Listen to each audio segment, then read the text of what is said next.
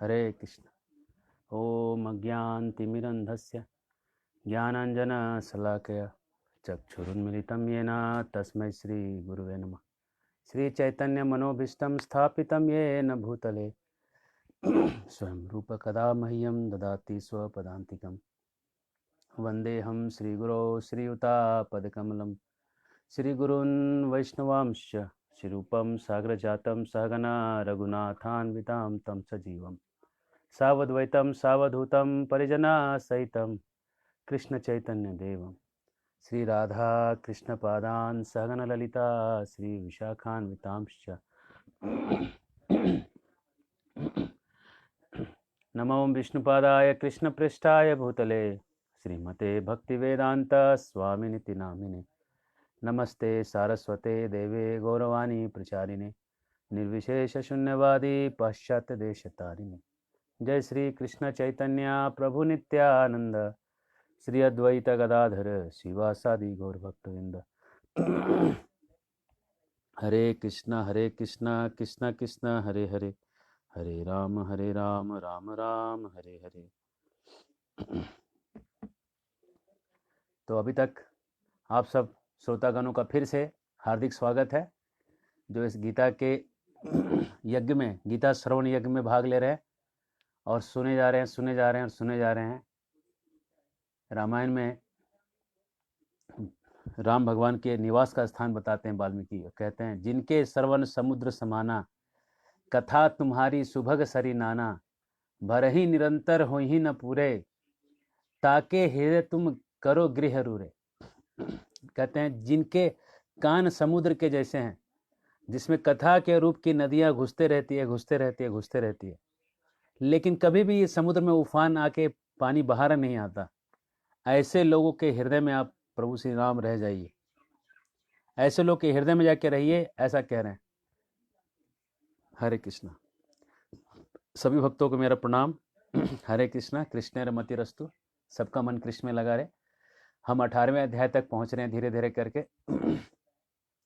तो 17वां अध्याय ऐसा लग रहा है कि ये एक दिन का काम नहीं है, एक सेशन का काम नहीं है 18वां अध्याय, क्योंकि 17 अध्याय को थोड़ा सा आपको समराइज करना पड़ेगा पहले के 17 अध्याय को।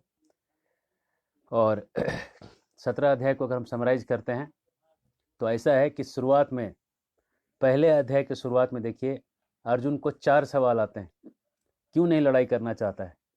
लड़ाई करना नहीं चाहता है और इसलिए अर्जुन जो है 4 कारण बताता है। कहता है मैं इसलिए लड़ना नहीं चाहता कि लड़ने से अगर ये सब लोग मर जाएंगे तो बिना दोस्तों के, यारों के हम दुनिया में किसके ऊपर अपनी खुशियां जताएंगे। ये पहला कारण देता है कि खूब मजा कैसे करेंगे, हम अपना सुख कैसे भोगेंगे। ये पहला कारण देता है नहीं लड़ने का। दूसरा कारण देता है कि अगर ये सब लोग मर गए तो कितना पाप लगेगा, हमको पाप पकड़ लेगा। तीसरा कारण देता है, कहता है इतनी सारी स्त्रियां मर जाएं, स्त्रियों का जो पति हैं ये सब मर जाएंगे तो स्त्रियां विधवा हो जाएंगी। विधवा स्त्रियां जो हो जाएंगी तो वो वर्ण संकर बच्चे पैदा हो जाएंगे।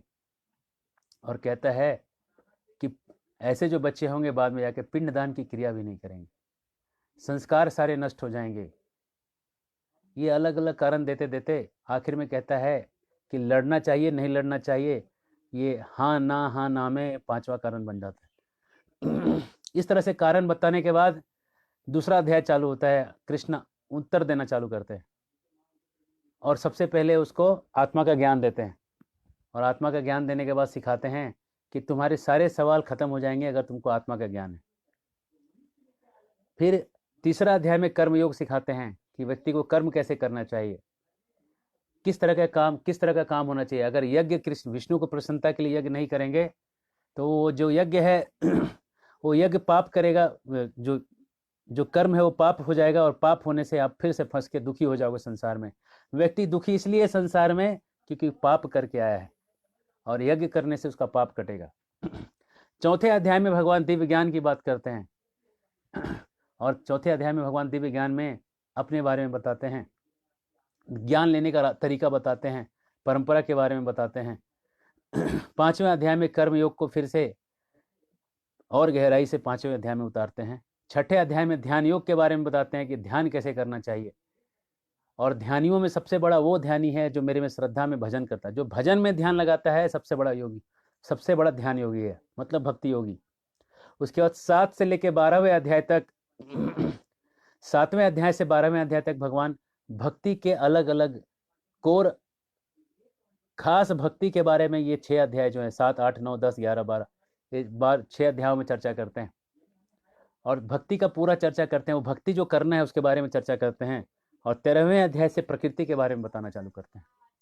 प्रकृति क्या है, चेतना क्या है, भोगी आत्मा कैसा रहता है, प्रकृति के 3 गुण क्या हैं, उनको एक ब्रीफ में बताते हैं 13वें अध्याय में। 14वें अध्याय में फिर गुणों के बारे में बताना चालू करते हैं और 15वें अध्याय में भगवान परमात्मा के बारे में ज्ञान देते हैं। मैं कौन हूँ, परमात्मा क्या क्या करते हैं शरीर में रह के। 15वें अध्याय में और 16वें अध्याय में आके देव और असुर, देवता और असुरों के बीच में फर्क बताते हैं। देवता लोग कैसे सोचते हैं, असुर लोग कैसे सोचते हैं, ये 16वें अध्याय का विषय वस्तु बनता है। और 17वें अध्याय में आने के बाद तीनों गुणों को जो तीनों गुणों के अनुसार जो श्रद्धा बनती है लोगों की, कैसे कैसे फेथ के ऊपर कैसे कैसे बदमाश या अच्छे लोग बनते हैं, 17वां अध्याय बताते हैं। उसके बाद 18वें अध्याय में प्रवेश करते हैं। 18वां अध्याय प्रवेश करते ही भगवान बताना चालू करते हैं। अर्जुन सवाल करता है कि मैं त्याग का उद्देश्य जानने को इच्छुक हूं। अगर आपके पास भगवत गीता है तो 18वां अध्याय खोल के पहला श्लोक देखिएगा। अर्जुन उवाच संन्यासस्य महाबाहो तत्त्वमिच्छामि वेदितुम त्यागस्य च हृषिकेश पृथक केशि निषूदन। संन्यास आश्रम का उद्देश्य बताइए और त्याग बताइए क्या होता है। तो भगवान कह रहे हैं, अब भगवान संन्यास और त्याग के बारे में बताएंगे। भौतिक इच्छा के आधार पे जो कर्म करते हैं उन कर्मों को छोड़ देना उसको त्याग कहते हैं। और अगर सारे कर्म के फलों को त्याग दीजिएगा तो उसको संन्यास कहते हैं।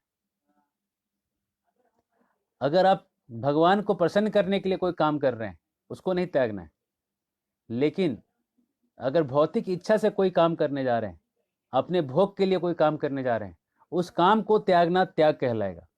लेकिन वो ऐसे काम को करके कर्म के फल को त्याग देना संन्यास कहलाएगा। और ऐसा त्याग कहते हैं, यज्ञ, दान और तपस्या को कभी भी त्यागना नहीं चाहिए। तो भगवान कहते हैं कैसे कैसे यज्ञ, दान और तपस्या होती हैं वो बताना चालू करते हैं।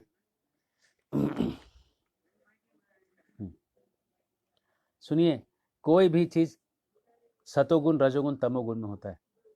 अगर यज्ञ भी है, दान भी है, तप है, तो मैं कल बता रहा था, परसों भी बता रहा था, सतोगुण, रजोगुण और तमोगुण, ये 3 गुणों में कोई भी चीजें होती है। सतोगुण में कोई चीज जो होता है उसके फल की आशा नहीं करता है व्यक्ति, कर्तव्य बुद्धि से करता है, ये सतोगुण का त्याग। रजोगुण में अगर कोई त्याग कर रहा है तो उसको नाम चाहिए। अगर पंखा दान किया मंदिर में तो पंखे पे नाम लिखवा देगा, मेरा परिवार ये, मेरी धर्म पत्नी ये, मेरे पिता ये, मेरी माता ये, मेरे बच्चा ये, मेरे बच्ची ये, मेरा पोता ये, मेरी पोती ये, फलाना फलाना गांव के निवासी, फलाना फलाना दिन में हमने ये दान किया। पंखे के ब्लेड पे लिखा रहेगा। पंखा जब जब घूमेगा तो जब जब खड़ा रहेगा वो दिखेगा, कोई भी आके देख सकता है कि पंखा किसने दान किया था। ये रजोगुनी दान हुआ। और तमोगुनी दान होता है कि किसी शराब के खाने में आपने एक पंखा दान कर दिया कि शराबियों को भी थोड़ी ठंडी हवा लगे, हो गया तमोगुनी दान। तो भगवान कह रहे कोई भी दान हो, तप हो, त्याग हो, ये जो भी है ये सब के सब 3 गुण में है, सतो रजो तमो, 3 गुणों में है सब के सब। अब भगवान बताते हैं कि कोई भी काम जो हम करते हैं, भगवान कहते हैं अहंकार विमूढ़ आत्मा कर्ता अहम इति मन्यते प्रकृते क्रियमाणानि गुणे कर्माणि सर्वशः अहंकार विमूढ़ आत्मा कर्ता अहम इति मन्यते। करने वाले तो संसार में प्रकृति के 3 गुण हैं, लेकिन ये जीव आत्मा सोचता है कि मैं अकेला करने वाला हूं, मैं अकेला हूं जो ये कर्म करता हूं। ये जो अकेला करने वाला जो सोचता है कि मैं अकेला करने वाला हूं, ये है उसके कम दिमाग की पहचान है। सुनिए 14वां श्लोक देखिए 18वें अध्याय का। अधिष्ठानम तथा, याद करने के लिए, अधिष्ठानम तथा कर्ता करणम च पृथक विधम विविधाश्च पृथक चेष्टा दैवम चैवात्र पंचमम। कर्म का स्थान ये जो शरीर है, दो कर्ता मतलब जो करता है, तीसरा इंद्रियां हैं, चौथा अनेक प्रकार की चेष्टाएं हैं, और परमात्मा है। ये पांच किसी भी कर्म के कारण है।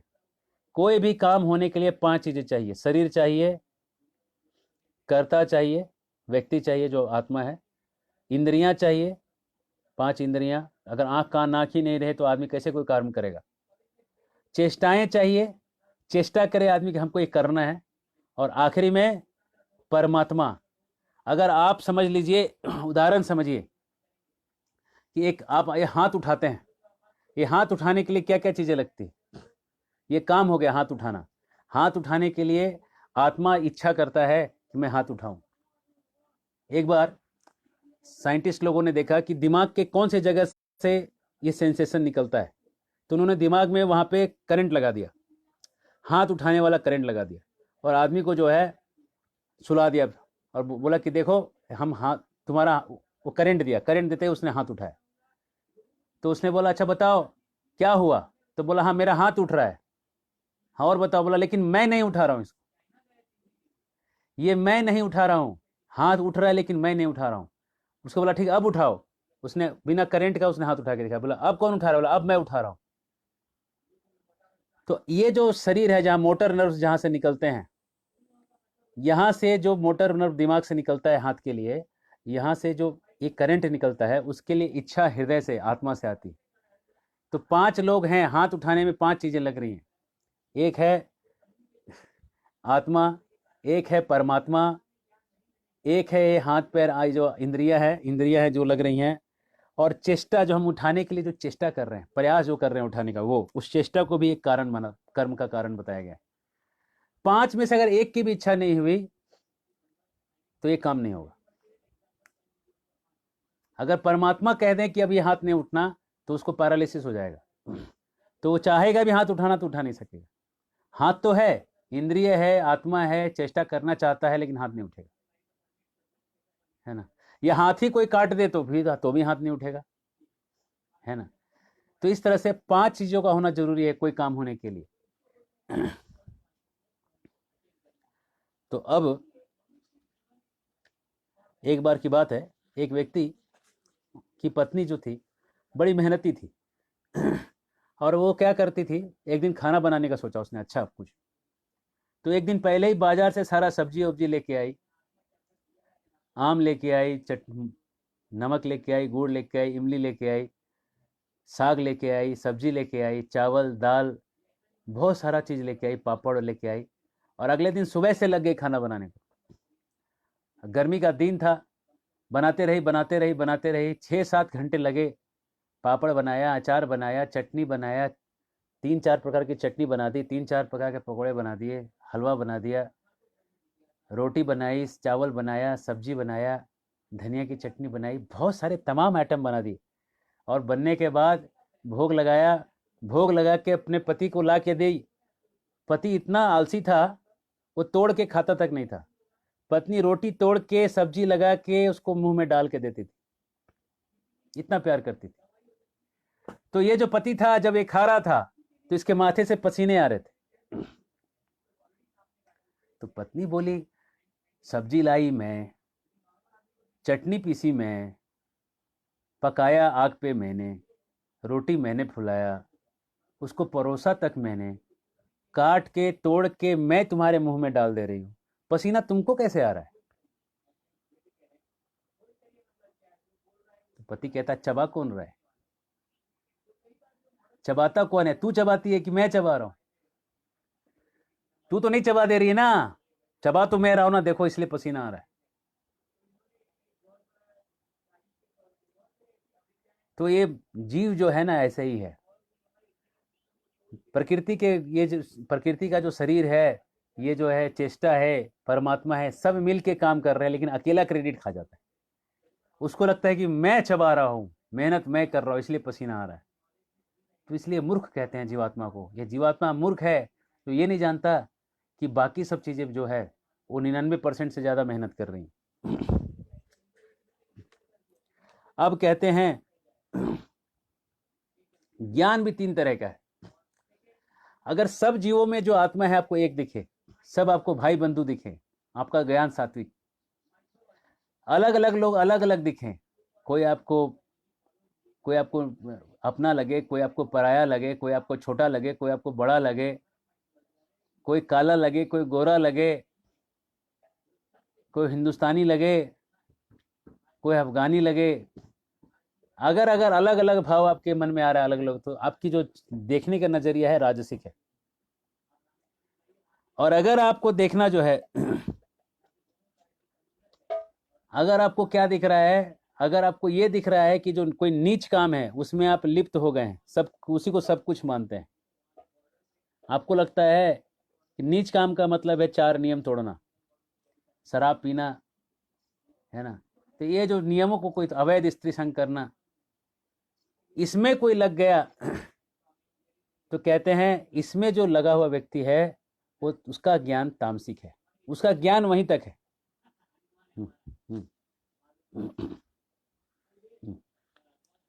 तो भगवान इस तरह से समझाते हैं काम के बारे में और कहते हैं जो हमेशा इसमें से जो इसमें नहीं पड़ा रहेगा वो बहुत आगे जाएगा। अब बताते हैं भगवान धृति मन ने कोई चीज को पकड़ना, संकल्प करना, धृति करना। संकल्प भी 3 तरह के, जो संकल्प उसका रिजल्ट तक लगा रहे। आपने कोई काम शुरू किया और शुरू करके आखिरी तक उसको करते रहे जब तक रिजल्ट आया, तो ये संकल्प हुआ सात्विक। और जो संकल्प आपने शुरुआत तो किया लेकिन एंड तक नहीं पहुंचाया, आपने बीच में छोड़ दिया, वो राजसिक। और जो केवल संकल्प को सपने देख रहे हैं, हम होंगे कामयाब एक दिन, बस सपने देखेंगे और कभी भी नहीं करेंगे, तो हम हैं तामसिक आज के दिन। हम अभी तामसिक में फंस गए, तामसिक संकल्प हो गया हमारा, मन में बस सपने देख रहे हैं। सपने देखने वाले का संकल्प तामसिक है, तमोगुनी है ना। अब देखिए, सुखों को भी 3 तरह से बांटा है भगवान ने। सतोगुनी सुख है, रजोगुनी सुख है, तमोगुनी सुख है। तो सुनिए कैसे कैसे। जो सुख शुरुआत में विष लगे, शुरुआत में जो सुख विषैला लगे, अंत में मीठा लगे, वैसा सुख सात्विक है। जैसे आंवला खाया कभी आपने? आंवला खाएंगे ना, बड़ा अजीब सा टेस्ट आएगा।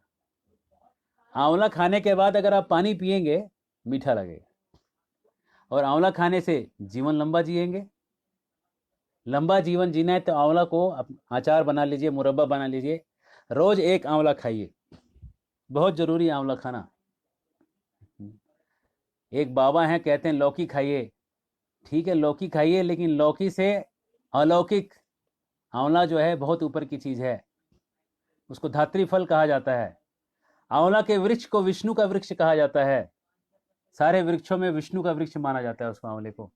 आंवला जरूर खाइए, और सीजन में बहुत सारा आंवला मिलेगा, उसका मुरब्बा बना लीजिए, अचार बना लीजिए। आंवला खाने का प्रैक्टिस रखिए, सुखा लीजिए उसको, अलग अलग प्रकार से आंवला खा सकते हैं। आंवला खाना बहुत जरूरी है। खैर, तो ऐसा सुख जो पहले दुख लगे और अंत में सुख दे, जैसे कि जिम्मेदारी निभाना बड़ा कष्टमय होता है, लेकिन जिम्मेदारी निभाते निभाते अंत में जब उसका फल आता है ना, बड़ा मीठा होता है। ऐसे सारे सुख सात्विक। लेकिन जो शुरुआत में जो विषयों के संग से, इंद्रियों के और विषयों के संग से जो सुख मिलता है, आंखों के लिए आपने पिक्चर देखा, कानों के लिए म्यूजिक सुना, मुंह से आपने खूब टेस्टी खाना खाया, तो शुरुआत में जो सुख लगे लेकिन अंत में जो विष के जैसा लगने लगे, ऐसा सुख राजसिक है, रजोगुनी है, पैशन में है। जो सुख शुरुआत से लेके अंत तक मोह में है, जो आलसी है, जो नींद में जा रहा है, जो आलस मोह पैदा कर रहा है, वो सुख तामसिक कहलाता है। जैसे शराब पीने में भी सुख मिलता है, लेकिन सुख पीने के बाद वो सुख का फल क्या है? आदमी को नींद में सुला देता है, खूब नींद में लेके आता है, तो तामसिक है। जैसे आपने खाना खाया, खाना खाने के बाद आपको शक्ति बढ़ गया शरीर में, आपने सात्विक खाना खाया। अगर खाना खाने के बाद आपको विषाद हो रहा है, क्यों खाया, ज़्यादा खा लिया, कम खाना चाहिए था, राजसिक खाना खाया आपने। और खाना ऐसा खा लिया कि खाने के बाद नींद आ गया, कुछ समझ ही नहीं रहा है कि मैंने खाया कि नहीं खाया कि ज़्यादा खाया, और आप सो गए, ये तामसिक हो गया। खाने का जो अमाउंट है आपने तामसिक लेवल पे खा लिया। तो दुनिया में कोई आदमी नहीं जो इन तीनों गुणों से मुक्त है, भगवान कह रहे हैं। और वैसे ही ब्राह्मण, क्षत्रिय, वैश्य और शूद्र भी तीनों गुणों में। कैसे से सुनिए, ब्राह्मण का काम क्या है, ये नहीं कि बस अपना थ्रेड इधर से निकाले, है ना, जनेऊ, और जनेऊ निकाल के ऐसे करके दिखा दिए कि हाँ भाई देखिए, है ना, हम जो हैं ब्राह्मण हैं। एक मिनट, ये ब्राह्मण का असली पहचान नहीं कि केवल जनेऊ है। असली पहचान देखिए क्या है, सम, शांति प्रियता, दम, आत्मा का संयम, इंद्रियों का संयम, तपस्या, पवित्रता, सहिष्णुता, टॉलरेंस, सत्य के प्रति निष्ठा, ज्ञान, विज्ञान, धार्मिकता, ये सब ब्राह्मण के स्वभाव हैं। ब्राह्मण वो है जो शास्त्र पढ़े और पढ़ाए और पैसा ना मांगे। जो पैसा मांगता है पढ़ाई कराने के लिए, वो ब्राह्मण नहीं है, वो शिक्षक नहीं है, वो एक व्यापारी है। तो इस हिसाब से आधुनिक शिक्षण संस्थाएं सब व्यापार हैं, व्यापार करने के लिए बैठे हैं आधुनिक शिक्षण संस्था वाले, वो पैसा ले रहे हैं। अगर वो पढ़ाना चाहते तो 2 महीने में सारा पढ़ा सकते हैं।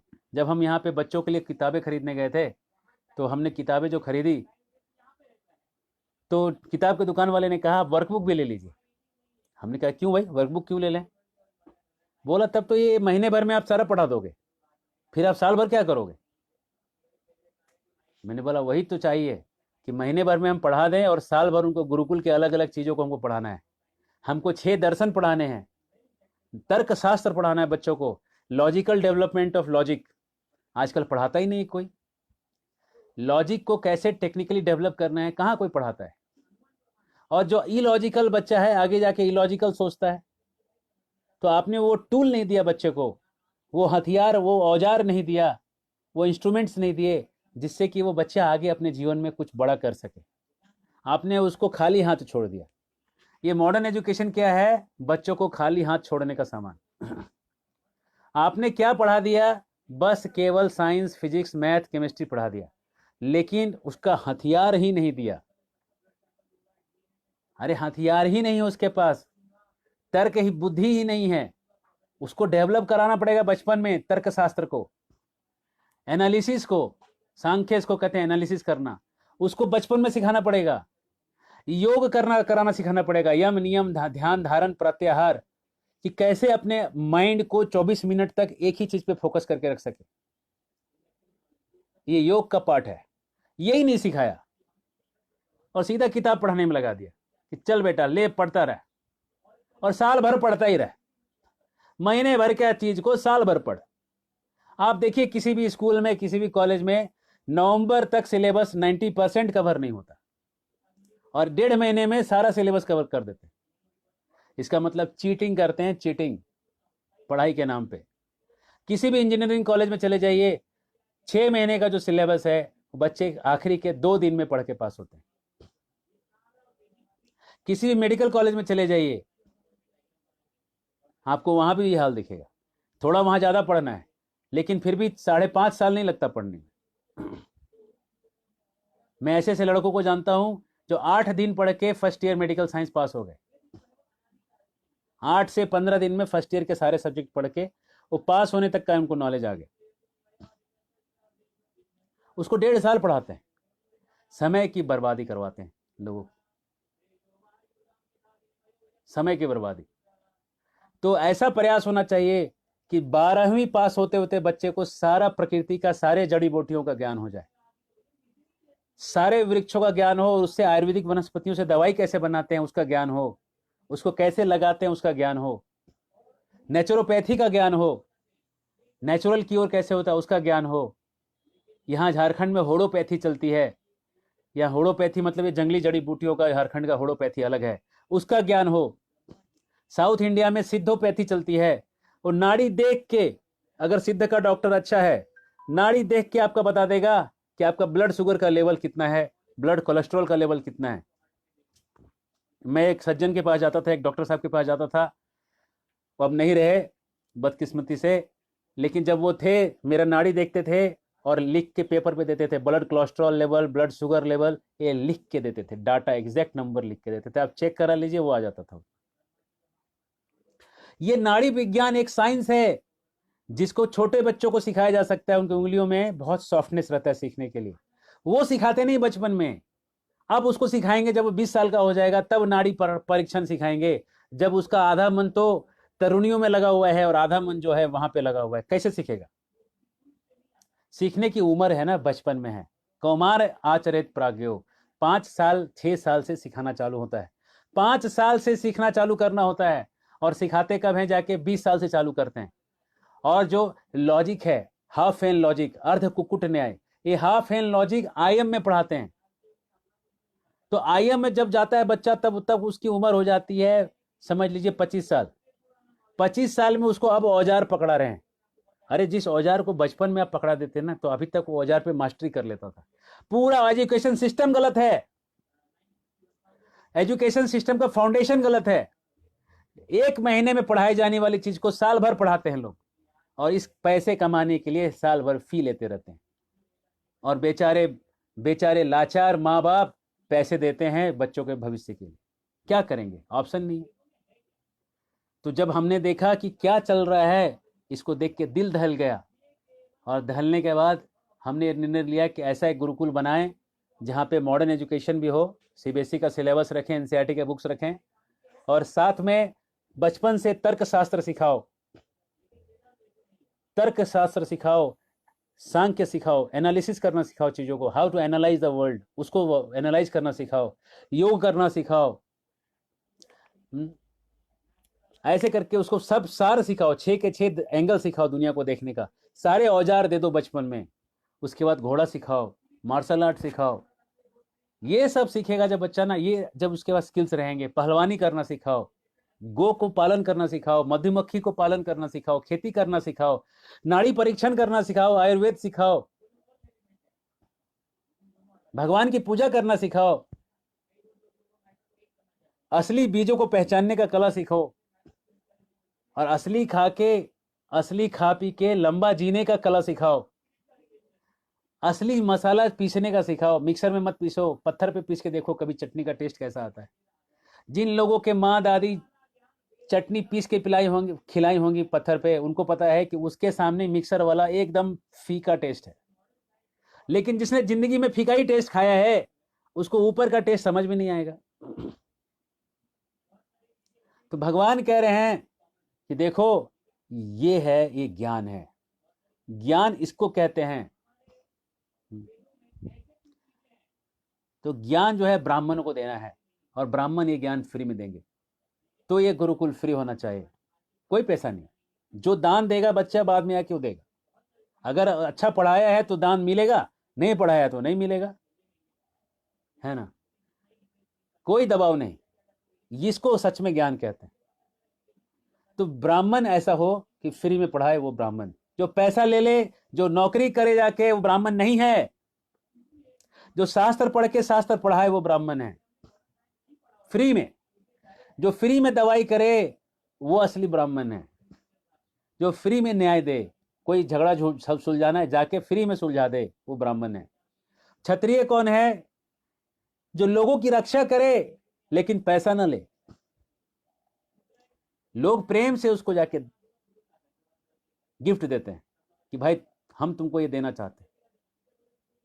राजा अपने पर्सनल के लिए राज खजाने से 1 रुपया नहीं लेता। राज खजाने में जो टैक्स आता है फिर से प्रजा के लिए जाता है। राजा खुद के लिए केवल और केवल लोगों के गिफ्ट पे चलता है, लोग उसको गिफ्ट देते हैं। ये राजा इतना बढ़िया होता था, राजा पिता के जैसा होता था कि लोग जाके उसको गिफ्ट दिया करते थे,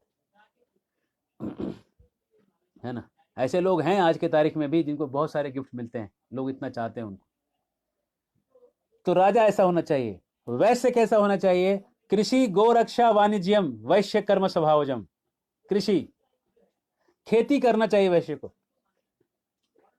गो पालन करना चाहिए। गाय के लिए खेती जब करेगा ना पहले, तो खेती का चारा जो है गाय खा सकती, और गाय जब सुखी रहेगी और जब वो खेती के लिए गोबर भी देगी तो खेती बहुत हो गया, और जो सरप्लस खेती होगी उसको वाणिज्य करे, ट्रेड करे।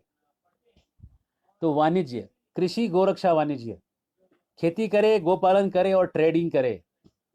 एक जमाना था जब हमने रोम का मूल्य चुकाया था। बचपन में एक चैप्टर हुआ करता था जब हमने रोम का मूल्य चुकाया था। भारत के मसाले बेचने वाले रोम को जाके पूरा खरीद के रोम को वापस उन्होंने मूल्य चुका के दिया था। एक जमाने इतिहास की बात है। तो हमारे पास इतना हुआ करता था कि पूरे देश में, पूरे विदेश में मसाले यहां से जाते थे, है ना। तो ये संपन्नता थी, और यहाँ के लोग सोना पहना करते थे, और आजकल हम लोग प्लास्टिक पहना करते हैं। सोना किधर है आज पहनने के लिए? तांबा भी पहन लें तो बहुत हो जाए। तो ये है वैश्यों का स्वभाव, है ना। और परिचर्यात्मकम, है ना, जो अपने स्वामी का भक्त है वो शूद्र है। तो डेफिनेशन से जितने भी नौकरी करने वाले हैं, अगर वो स्वामी भक्त नहीं है तो वो शूद्र भी नहीं है। अगर वो कंपनी छोड़ छोड़ के दूसरे कंपनी में जा रहे हैं, हरे कृष्ण। तो ये सब जो है, ब्राह्मण पैसा लेता नहीं, क्षत्रिय पैसा लेता नहीं, वैश्य से भी पैसा जो है वो रिस्क लेता है, बिजनेस करने का रिस्क लेता है। जिन लोगों को रिस्क नहीं लेना है, केवल नौकरी करना है, उनको शूद्र कहा जाता है। शास्त्रों में शूद्र उसको कहा गया है जिसको नौकरी चाहिए। जिसको भी नौकरी चाहिए वो शूद्र है। जो अपना बिजनेस कर सकता है, अपना एंटरप्रेन्योरशिप कर सकता है, वो वैश्य है। और जो धर्म के लिए मर मिट सकता है, दूसरों की रक्षा के लिए जान दे सकता है, क्षत्रिय। और जो समाज में फ्री में अपनी सेवा देके पढ़ाता है, वो ब्राह्मण।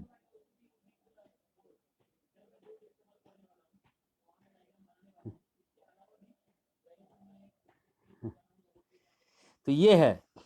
और भगवान कहते हैं जिसका जो कर्म है ना, नौकरी करना भी गलत नहीं है, नौकरी करो, लेकिन ऐसे मालिक की करो जो भगवान का काम करे, जो भगवान के काम के लिए जीवन लगाए, पैसे को कहीं ना कहीं अच्छे कामों में लगाए।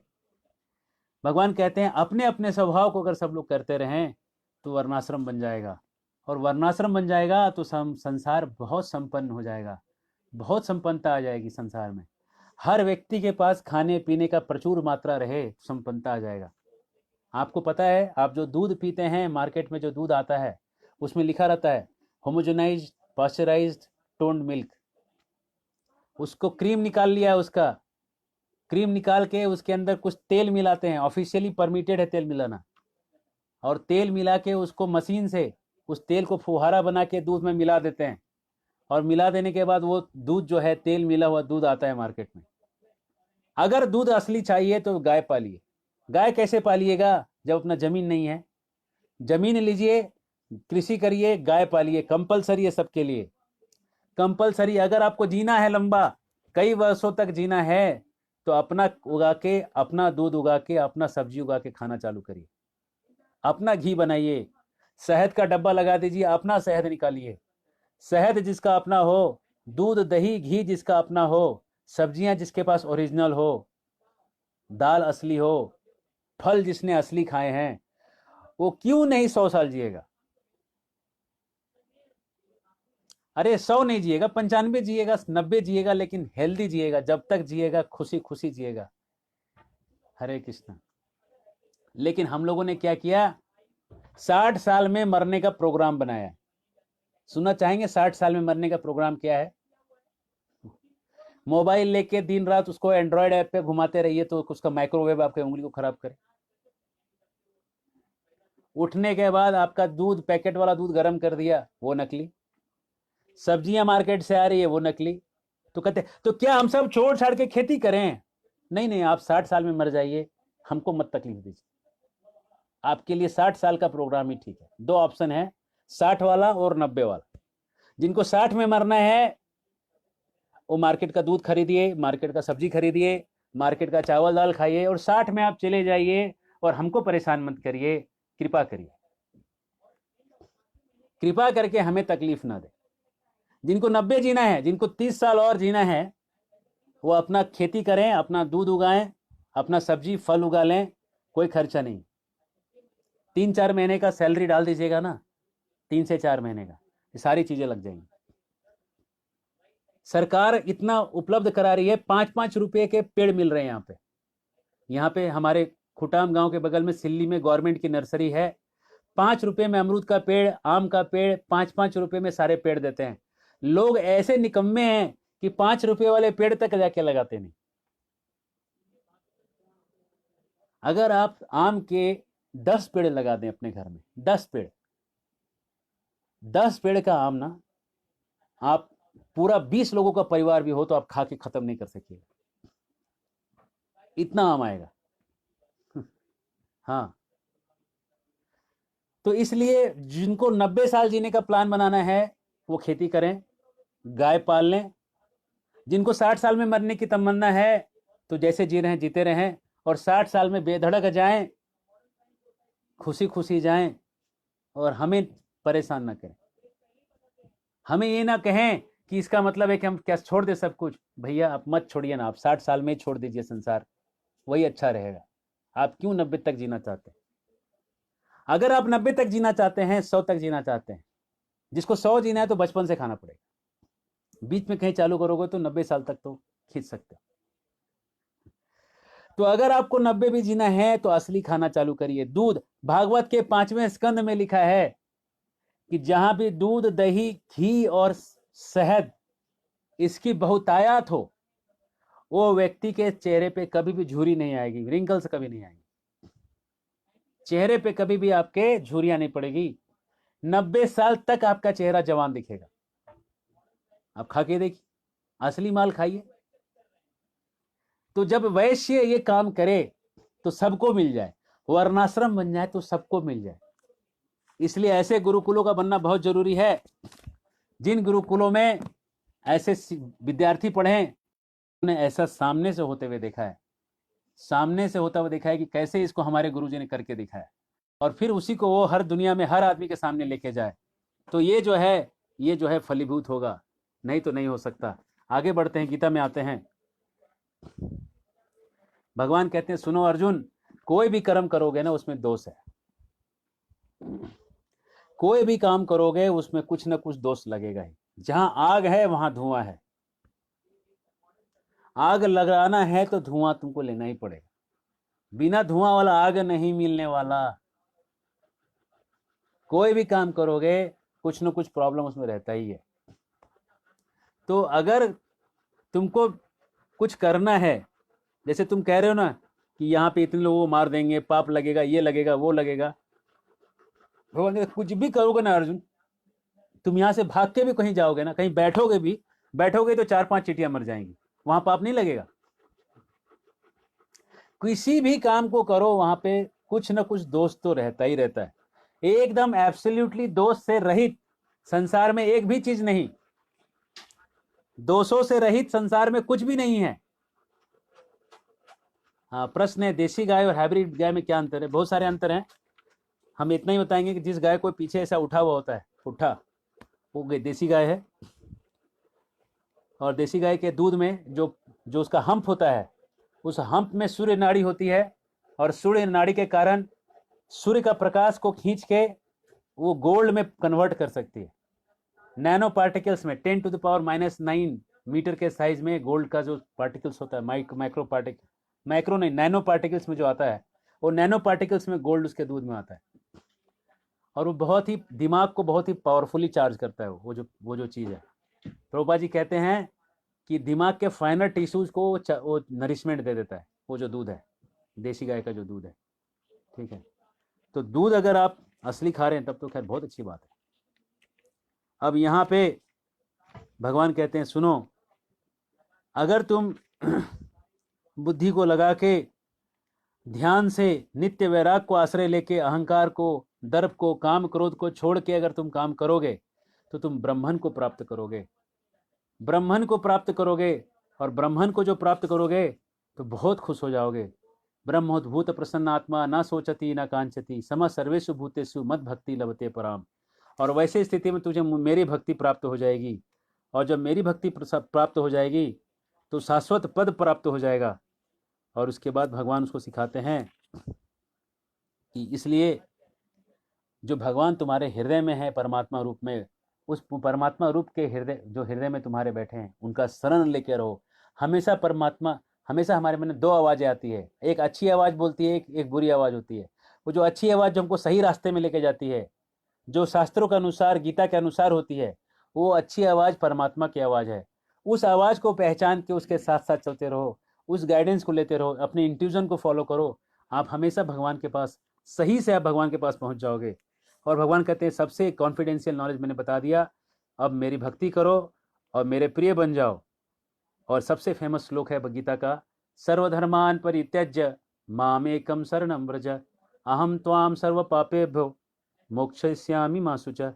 सब चीजों को छोड़ दो, ये धर्म, ब्राह्मण धर्म, वैश्य धर्म, क्षत्रिय धर्म, सारे धर्मों को आखिरी में छोड़ के मेरा एक धर्म सुनो, मेरा शरण ले लो। जो हम कह रहे हैं अर्जुन वैसे करो।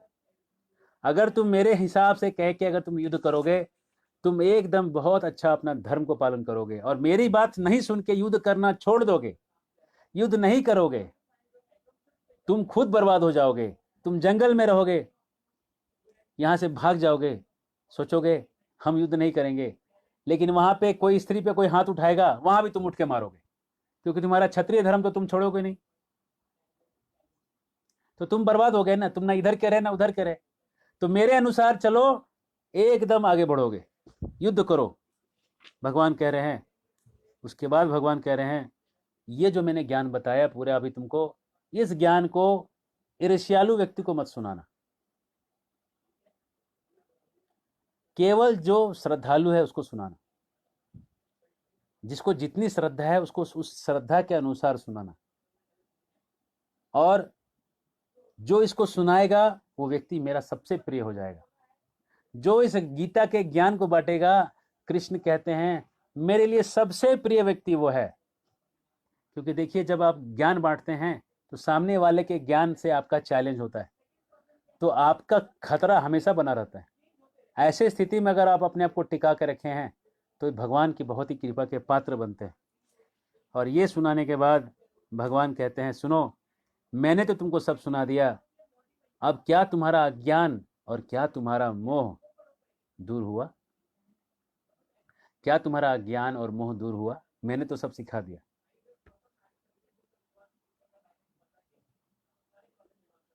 ये सुनने के बाद अर्जुन ने अपने हाथ जोड़े और कहता है नष्ट मोहो स्मृति लब्ध्वा त्वया प्रसादान मैं अच्युता स्थितोऽस्मि गत संदेह करिष्ये वचनम तव। मेरा मोह नष्ट हो गया, स्मृति मेरी आ गई वापस कि मैं क्षत्रिय हूं, मेरा धर्म क्या है, मैं आपका दास हूं, मेरा धर्म क्या है, ये मेरी स्मृति वापस आ गई। करिष्ये वचनम तव, आप जो कहेंगे अब मैं वो करूंगा, आपका ही मैं पालन करूंगा, मैं कुछ और नहीं करूंगा, ये कहता है अर्जुन। और ये कहने के बाद वो शरणागत हो जाता है, कृष्ण के अनुसार युद्ध करने के लिए तैयार हो जाता है। कृष्ण जहां जहां कहेंगे, जब जब जिसको बोलेंगे फायर, शूट, किल, अब वो करता रहेगा। वो समझ गया कृष्ण वो गुरु हैं जो सबके भलाई के लिए आए हैं, समाज की भलाई चाहते हैं। और ये जितने भी अधार्मिक लोग बैठे हैं, राजा आए हैं, इनका नाश जमाने के लिए अच्छा है, इनका मृत्यु संसार के लिए गुणकारी है, लाभकारी है, और इनका कहना मानना मेरे लिए लाभकारी है। ये समझ गया। और ये अद्भुत संवाद को सुनने के बाद जो संजय है धृतराष्ट्र को कहते हैं व्यास प्रसादात् श्रुत्वा नेतत् गुह्यम अहम परम योगम योगेश्वरात् कृष्णात् साक्षात् कथयतः स्वयं। व्यास देव की कृपा से ये सब सूक्ष्म से सूक्ष्म, गहराई से गहराई वाली और गोपनीय सब बातें मैंने समझ ली और सुन ली, और ये मैंने आपको सुनाया। मेरा तो रोमांच हो रहा है सुन के कि मैं कैसे इतना बड़ा गुह्य बात सुन पाया। और ये कह के संजय इतिश्री करते हैं, संजय कहते हैं कि अब मैं आपको पूरा समझ गया, और इसके साथ अब लड़ाई चालू होगी, महाभारत का युद्ध चालू होगा, और युद्ध में 18 दिन तक युद्ध चलेगा, और युद्ध में एक एक करके बड़े बड़े योद्धा धराशायी होंगे, और युद्ध के बाद की जो कहानी है वो वहाँ से भागवत का ज्ञान चालू होगा, श्रीमद् भागवत चालू होगा। तो कल से यहाँ हम गीता को यहाँ पे हम विराम देते हैं। कल से हम कुछ सीरीज लेंगे जो फिलॉसफिकल सीरीज होगा, गीता के जो कुछ तत्व ज्ञान हैं और गीता से जो भागवत के कुछ जो जरूरी तत्व ज्ञान है जो हम सबको जानना चाहिए। जैसे समय के बारे में थोड़ा जानेंगे, कर्म के बारे में थोड़ा जानेंगे, लोभ को शोक को कम कैसे करते हैं उसके बारे में जानेंगे। इन सब तत्वों के बारे में थोड़ा थोड़ा ज्ञान खोलेंगे और तत्वों पे विचार करते रहेंगे, तत्वों पे चर्चा हमारा जारी रहेगा। अगर आपका कोई प्रश्न है तो कमेंट बॉक्स में डालिएगा और बने रहिएगा। हरे कृष्णा। आप सबके सहयोग से हमने गीता के पूरे अध्ययन माला को पूर्ण किया, ये संकल्प हमने सफल किया। इसमें प्रभु की असीम कृपा है, प्रभुपाद जी की असीम कृपा है जो प्रेरणा दिए रहे। और लॉकडाउन तो ऐसे अच्छा समय नहीं था, लेकिन अच्छा समय बन गया क्योंकि इसमें समय मिला और समय के कारण सब लोग सुन पाए और हम भी बोल पाए। और इसी श्रृंखला को कल से चालू करेंगे। गीता से आगे का जो तत्व ज्ञान है उसको लेंगे। भागवत के सीरीज को हम चालू करेंगे। अब भागवत में श्रीमद् भागवत के 12वें स्कंद में कहाँ कहाँ पे क्या क्या चीज़ें जो है हमें सीखने के लिए है उसको हम तत्व के हिसाब से सीखते जाएंगे। कथा थोड़ा होगा और तत्व भी थोड़ा होगा, दोनों का आधा आधा मिश्रण होगा, लेकिन बड़ा अलग होगा। कोई कथा जैसा नहीं होगा ट्रेडिशनल, लेकिन कथा जैसा ही होगा, लेकिन तत्व भी होगा, सब कुछ का समावेश होगा। कल से इसमें हम जुड़ेंगे। तो हमने गीता इसलिए सिखाया कि गीता के ज्ञान के आधार पे आप आगे का ज्ञान ले पाएंगे। ये वो टूल हैं जिससे आप आगे जाके कुछ हथियार आगे कर सकते हैं। हाँ, प्रभुपाद जी का एक एपिसोड होना चाहिए, ठीक है, वो भी करेंगे। ठीक है, हरे कृष्णा। बहुत बहुत धन्यवाद। श्रीमद् भगवद गीता अमल पुराण की जय, 18 अध्याय की जय, कृष्ण वेद व्यास जी महाराज की जय, श्रील प्रभुपाद की जय, निताय गौर प्रेमानंदे। हरि